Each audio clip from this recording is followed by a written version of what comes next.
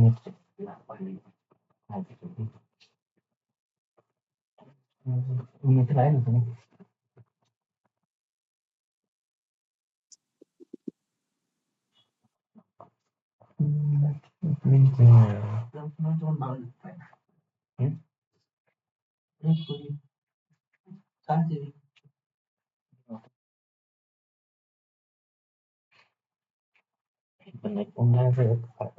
বন্ধ হয়ে গেল।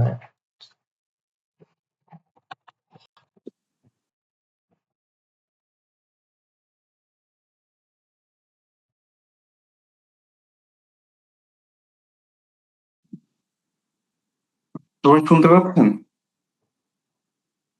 জি স্যার। আচ্ছা, নেট কানেকশন চলে গেছিল, এই জন্য মনে হয় প্রবলেমটা। তো যাই হোক, আমরা যেটা বলতেছিলাম,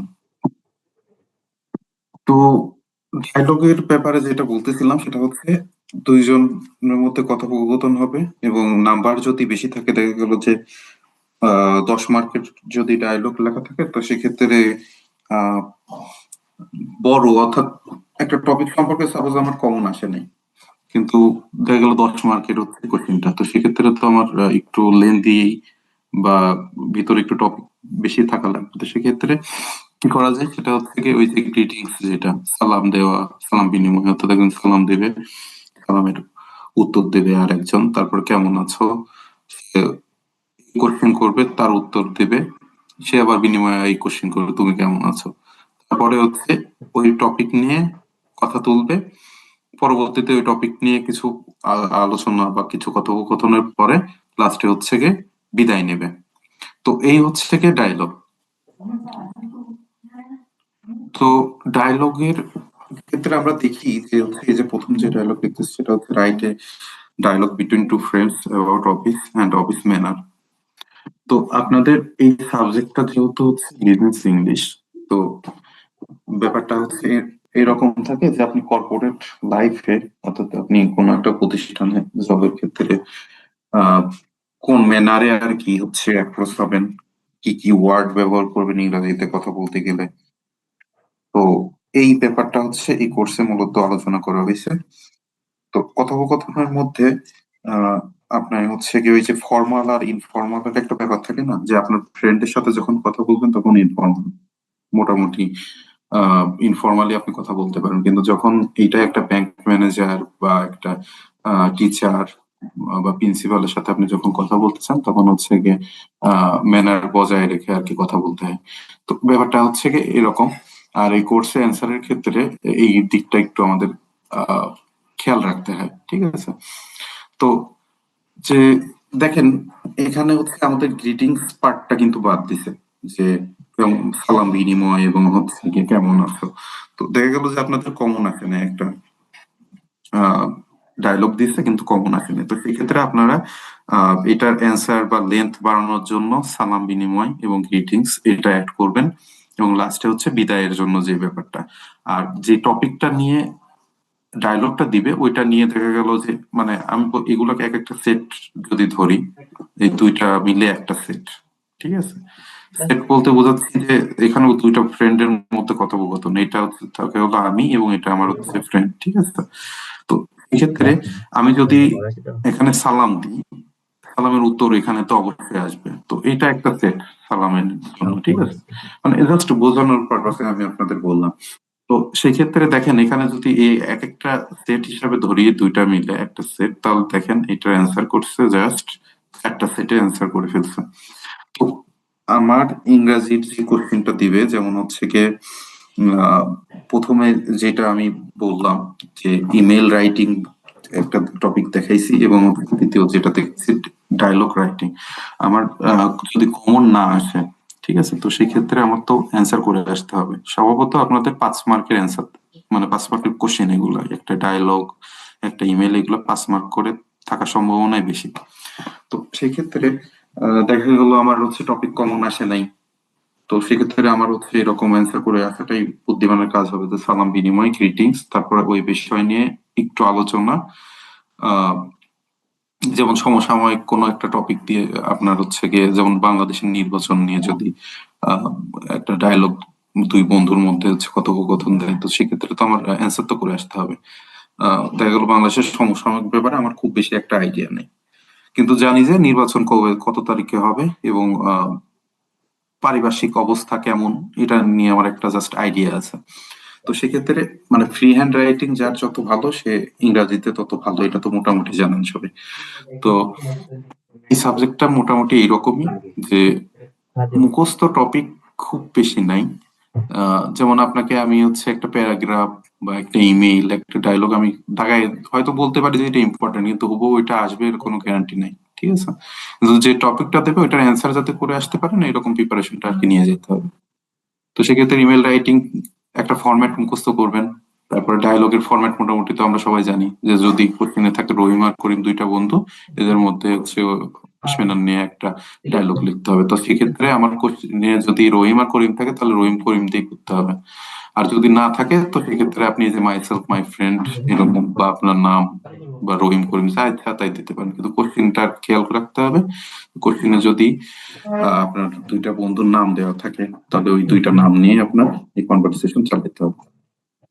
তো ডায়লগ নিয়ে কারোর কোনো কোশ্চেন আছে কিনা, বা বুঝতে পারেন নাই বা কোনো কিছু?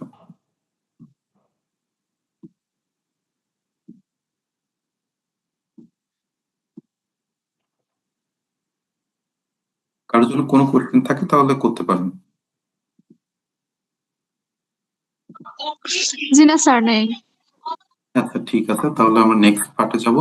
তবে এই যে পিডিএফটা আমি আপনাদের গ্রুপে শেয়ার করব, দেখবেন যে এই যে এখানে পাশে হচ্ছে দেখেন শাল টাইপের আছে, তো এটা একটু ইম্পর্টেন্ট। এগুলা জাস্ট অন্যগুলা যদি একবার পড়েন, এটা দুই তিনবার একটু পড়ে যান, ঠিক আছে? এগুলা একটু গুরুত্বপূর্ণ topic। আর এমনি প্র্যাকটিস পারপাসে আপনারা জাস্ট র্যান্ডমলি দুই তিনটা ডায়লগ আর কি দেখে যাবেন, ইমেলের ক্ষেত্রেও ডায়লগের ক্ষেত্রেও, ঠিক আছে? তাহলে একটা হচ্ছে নলেজ বাড়বে কিভাবে মানে অ্যাপ্রোচ করতে হয় ডায়লগ, এটা সম্পর্কে একটা আইডিয়া আসবে। আর যদি জাস্ট মানে এই যে একটা ফরম্যাট জাস্ট দেখে গেলেন, আপনার মাথায় থাকলো যে জাস্ট যেটাই আসুক না কেন আমি এরকম করে দিব, তো ওইটা খুব বেশি কোয়ালিটিফুল হয় না। আপনার নলেজ কে আরো বাড়ানোর জন্য আপনি হচ্ছে প্র্যাকটিস পারপাস এরকম বেশ কয়েকটা, দেখা গেল এটা একটা ডায়লগের অ্যান্সার করার জন্য চার পাঁচটা ডায়লগ আর কি এমনি রিডিং করলাম, তাহলে একটা আইডিয়া পাওয়া যাবে, ঠিক আছে?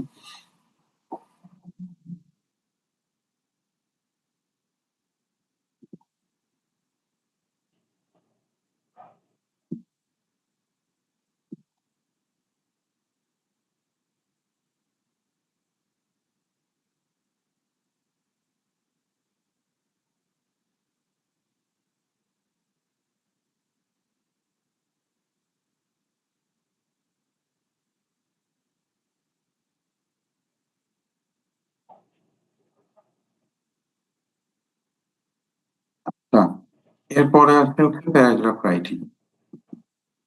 তো প্যারাগ্রাফ রাইটিং নিয়ে হচ্ছে গিয়ে প্যারাগ্রাফ লেখার নিয়ম কি আমরা মোটামুটি জানি সবাই? প্যারাগ্রাফ কি, কিভাবে লিখতে হয়, কতটুকু লিখতে হয়, কারোর কোনো আইডিয়া আছে?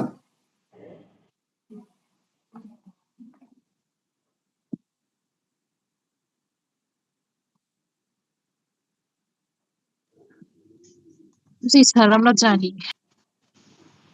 আচ্ছা, আহ, জানেন ভালো। তারপরে আমি একটু বলি, সেটা হচ্ছে গিয়ে প্যারাগ্রাফ রাইটিং ব্যাপারটা এরকম যে আপনার হচ্ছে একটা টপিক সম্পর্কে ক্লিয়ারলি হচ্ছে গিয়ে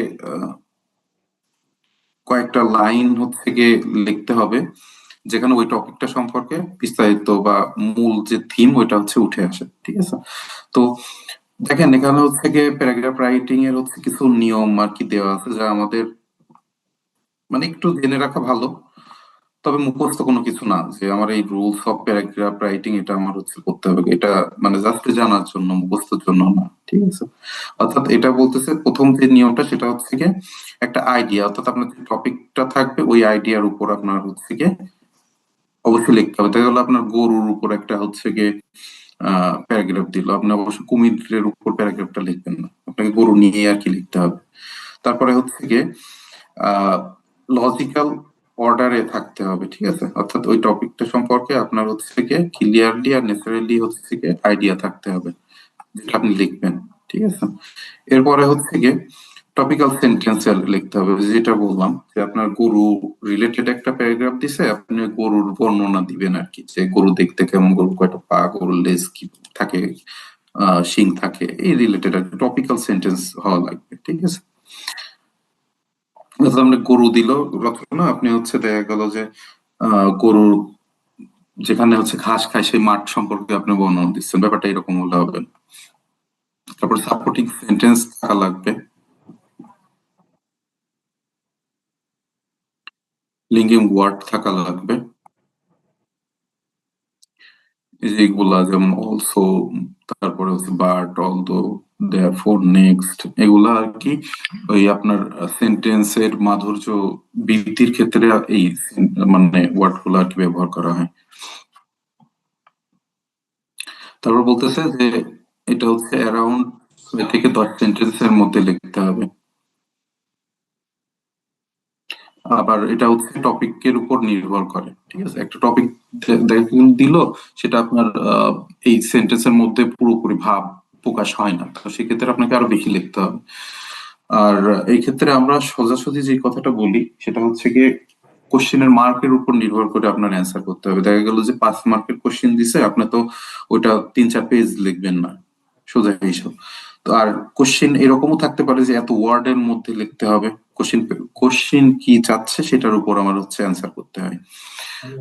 তো দেখেন এখানে হচ্ছে গিয়ে কিছু প্যারাগ্রাফ রাইটিং এর ক্ষেত্রে এখানে দেখেন হচ্ছে গিয়ে একটা মোবাইল ফোন নিয়ে একটা হচ্ছে গিয়ে প্যারাগ্রাফ লিখছে। তো এই উপরে দেখেন হচ্ছে কিছু কোশ্চেন দেওয়া আছে, what is a mobile phone, তারপরে হচ্ছে হু আর দ্য ইউজার্স, এরকম বেশ কয়েকটা 5টা কোশ্চেন আছে। তো এই টাইপের যে প্যারাগ্রাফ গুলা হয়, অর্থাৎ আপনার একটা প্যারাগ্রাফ দিল মোবাইল ফোনের উপরে, তারপরে দেখবেন যে এরকম কয়েকটা কোশ্চেন দেওয়া আছে। তো এগুলার অ্যান্সার কিভাবে করতে হয়, যে আপনি মোবাইল ফোন নিয়ে একটা প্যারাগ্রাফ লিখবেন অবশ্যই, কিন্তু এই যে কোশ্চেন গুলা, এগুলার অ্যান্সার যেন এই প্যারাগ্রাফের মধ্যে থাকে, ঠিক আছে? আর যদি আপনার এরকম কোনো কোশ্চেন না দেওয়া থাকে, তাহলে আপনার ইচ্ছা মতো ওই যে যে টপিকটা মেইন টপিক অর্থাৎ মেইন থিম ওইটা মেনটেন করে আপনি হচ্ছে গিয়ে দেখা গেল যে 5-6 লাইন বা 6 থেকে 10 লাইনের মধ্যে আপনি হচ্ছে প্যারাগ্রাফটা কমপ্লিট করলে একটা মোটামুটি ভালো মার্ক পাওয়া যাবে, ঠিক আছে? তো এই ক্ষেত্রে আপনাদের হচ্ছে এরকম কোনো কি বলে সাজেশন বলেন বা শর্ট সাজেশন যেটা বলেন না কেন, এরকম কোনো আসলে বলা যায় না, যেহেতু আপনারা মূলত এখানে কি কোর্স করতেছেন বলেন তো, কোর্সের নাম বলতে পারেন ক্লিয়ারলি, যে এই কোর্সে আমি ভর্তি হয়েছি?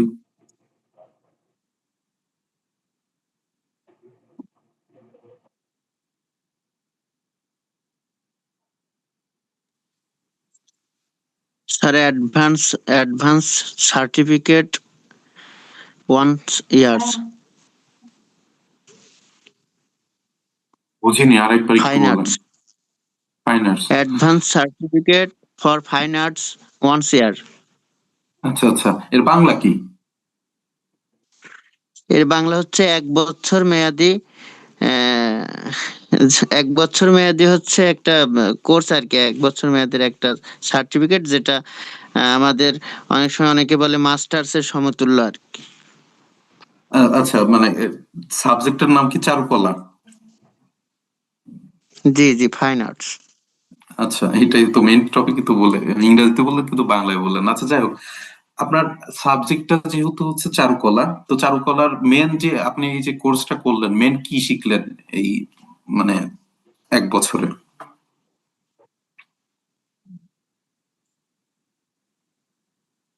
স্যার, এটা হচ্ছে কিভাবে বাচ্চা শিক্ষকতার মাধ্যমে এই আহ, আমাদের ঐতিহ্য, আমাদের চারু ও কারুকলা বলতে আমাদের বাংলাদেশের যে আম, বৈচিত্র্যময় হচ্ছে গ্রাম ধারার হচ্ছে একটা মানে এইগুলো আর কি বোঝাতে হবে আর কি।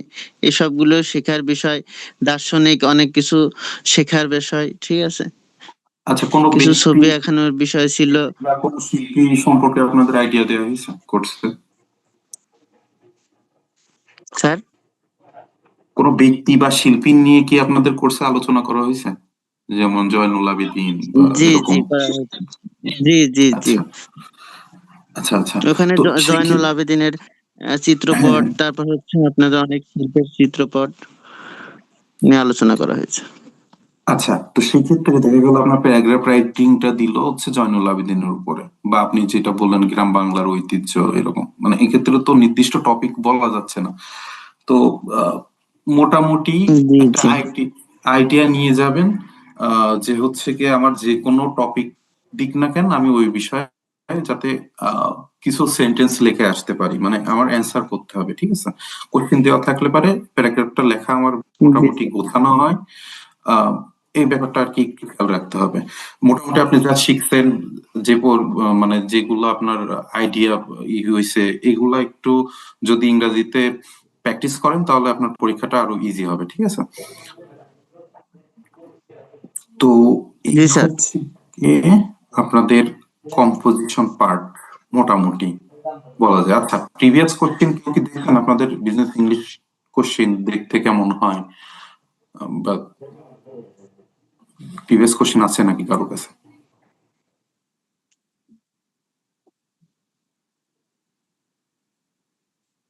কেউ কি দেখছেন প্রিভিয়াস কোশ্চেন?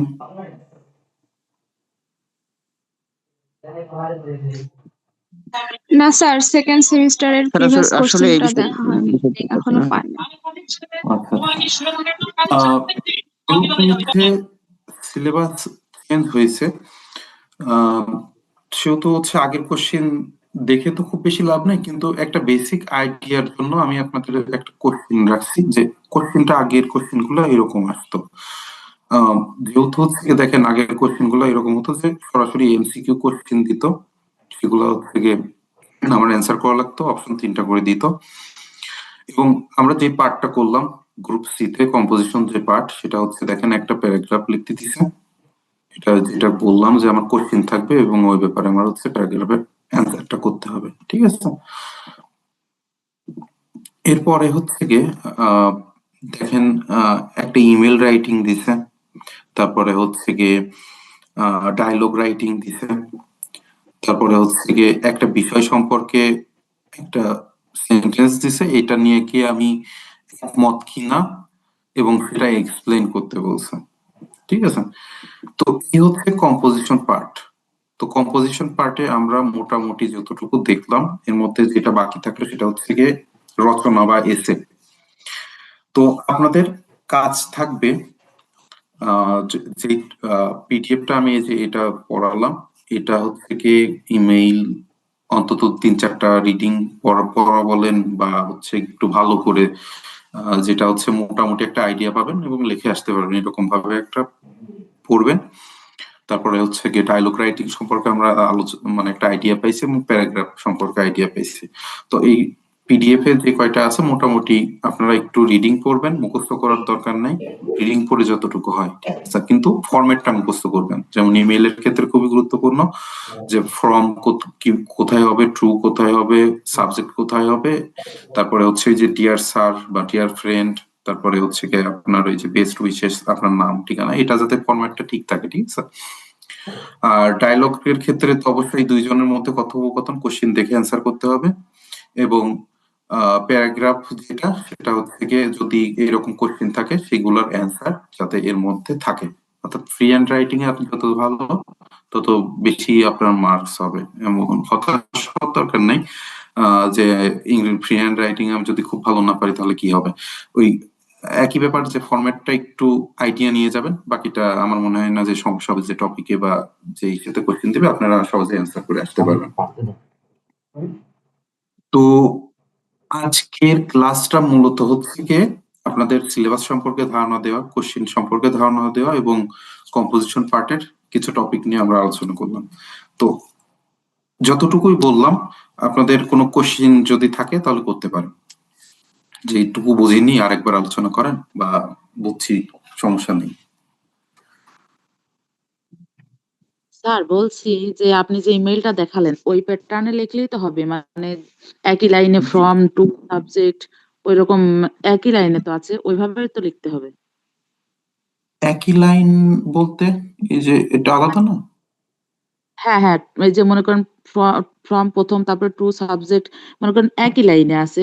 কিন্তু আমাদের তো যখন এই যে লেখা হতো, লেটার লেখা হতো, ওইগুলো তো মানে ফ্রম এক বাঁ সাইডে টু ডান সাইডে এরকম ভাবে লেখা ও হতো। আচ্ছা আচ্ছা, বুঝতে পারছি। না, এই একই ইমেলের ক্ষেত্রে আপনি জাস্ট একই সাইডে লিখতে হবে, জি স্যার, অর্থাৎ থ্যাংক বাম ইউ। পাশে ফ্রম টু এরকম। জাস্ট মেনটেন করতে হবে ফ্রম এর জন্য একটা ঠিকানা এবং হচ্ছে টুর জন্য একটা ঠিকানা। ফ্রম হচ্ছে আপনারটা, আর টু হচ্ছে যার কাছে যাবে সেটা। ঠিক আছে, এটা একটু মাথায় রাখলে আর কোনো প্রবলেম নেই। জি স্যার, জি স্যার।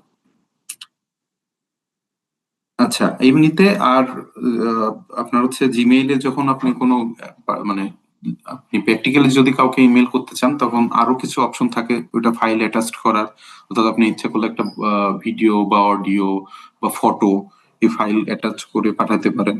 তো আমাদের এই ইসের ক্ষেত্রে এত দরকার নাই, আমরা জাস্ট ফ্রম টু সাবজেক্ট, তারপর কোন বিষয়ে ইমেল লিখতেছি সেই বিষয়টা নিয়ে আলোচনা, তারপরে হচ্ছে গিয়ে আপনার নাম ঠিকানা দিয়ে শেষ ইমেল। স্যার বলছি এই যে yahoo.com মানে আমরা বুঝবো কি করে যে এটা মানে জিমেইলেই দিতে হবে না yahoo.com এ দিতে হবে, মানে এইটা কি কোনো এটা পার্থক্য? আপনার ইচ্ছা, আপনি জাস্ট একটা মুখস্থ করবেন, মানে হয় আপনি ইমেল মানে জিমেইল বা ইয়াহু এটা নিয়ে কোনো মানে নাই, এটা মানে কোনো বাধ্যবাধকতা নাই যে এটাই দেওয়া লাগবে, আপনার ইচ্ছা যেটা ইচ্ছা সেটা দিবেন।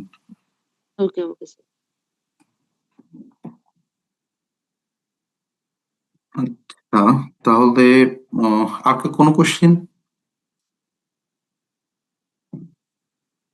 না স্যার, আপাতত এই ৩ টার ভিতরে এটা একটু মানে লাগছিল। তাছাড়া ডায়ালগ আর প্যারাগ্রাফে তো সমস্যা নাই। এগুলো তো মানে একটু, একটু জানি। আচ্ছা আচ্ছা, বুঝতে পারছি। তাহলে বাসায় হচ্ছে সবাই এই 3টা টপিক দেখালাম, এই 3টা টপিক একটু রিভাইজ দিবেন। আর হচ্ছে আপনাদের পরীক্ষায় সাধারণত হচ্ছে মাঝে কোনো ছুটি থাকে না, পর পর পরীক্ষাগুলো হয়ে যায়। তো যেহেতু পরীক্ষা ডেট দিয়ে দিছে আর সময়ও পরীক্ষার মাঝে পাবেন না, তো সেক্ষেত্রে হচ্ছে দিনের পর দিন শেষ করবেন।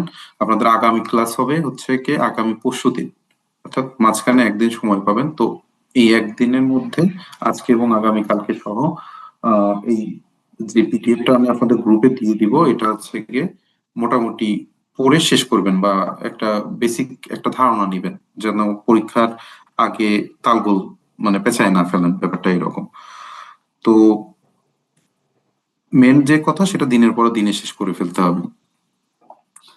আর নেক্সট দিন আমরা হচ্ছে কি আপনাদের ওই যে আর একটা ফর্মাল যে ডেটার এটা নিয়ে আলোচনা করব, এবং হচ্ছে আহ যদি সময় থাকে তাহলে সেক্ষেত্রে আপনাদের ওই যে সিন যে পার্ট থাকে ওই ওই বিষয়ে আপনাদের আর কি ক্লাস নেওয়া হবে।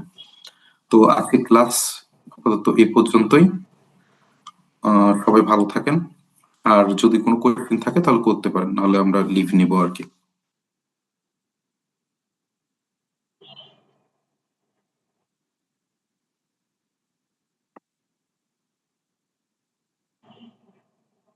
আচ্ছা, তাহলে মোটামুটি কারো কোয়েশ্চেন নাই, আমরা লিভ নিই। আগামী পরশুদিন তাহলে একই সময় 7টার দিকে আবার ক্লাস শুরু হবে।